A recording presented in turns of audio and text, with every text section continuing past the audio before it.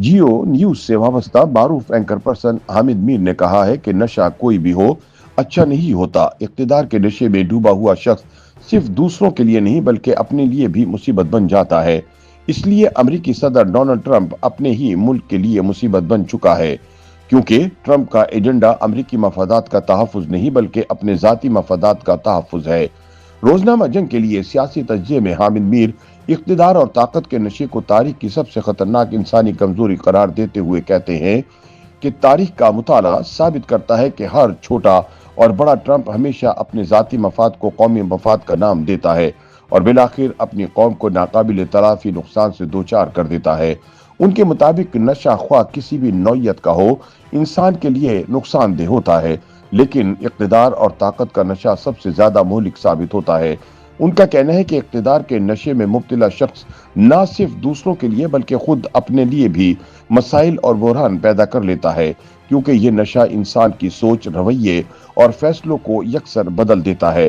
हामिद मीर का कहना है कि माशरे में ऐसे बेशुमार अफराद मौजूद हैं जो ताकत और इख्तियार हासिल करने से कबल आजिजी और इंकिसारी का पैकर होते हैं और खुद को अवाम का खादिम करार देते हैं, मगर जैसे ही इख्तियार मिलता है वो फिरौनियत का शिकार हो जाते हैं। ताकत और इख्तियार का नशा सबसे पहले इंसान की बसारत पर हमला आवर होता है, जिसके बाद इस शख्स को अपने सिवा कुछ दिखाई नहीं देता।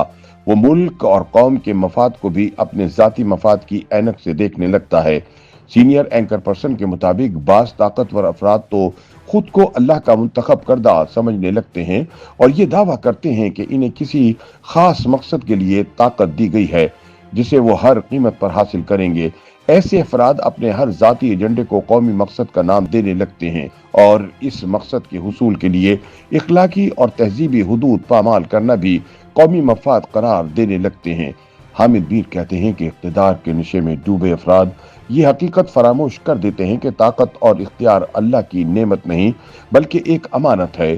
ताहम इस नशे में मुब्तला अफराद को खुशामदियों का घेराव हासिल हो जाता है, जो हर वक्त ये बावर कराते रहते हैं कि हुक्मरान किसी अजीम मकसद के लिए मुंतखब किया गया है और इसे तनकीद की कोई परवाह नहीं करनी चाहिए।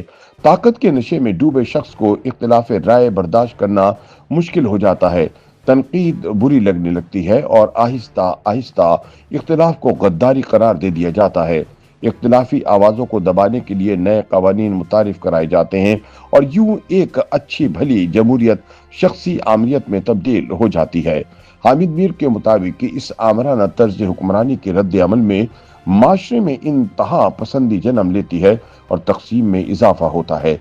ये तर्ज हुकूमत मुनाफकत को फरोग देता है, जहां लोग ताकतवर हुक्मरान के सामने तारीफों के पुल बांधते हैं मगर बंद कमरों में इसी को बुरा भला कहते हैं। उनके बकौल ताकत का ये नशा बिलाखिर पूरे माशरे और रियासत के लिए खतरा बन जाता है।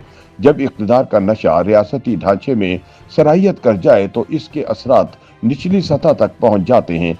किसी सरकारी दफ्तर में बैठा एक मामूली एहलकार, ट्रैफिक पुलिस का कांस्टेबल, थाने का इंचार्ज या अदालत में बैठा कोई जज और इसका अमला भी अपने इख्तियार को जाती मफाद के लिए इस्तेमाल करने लगता है।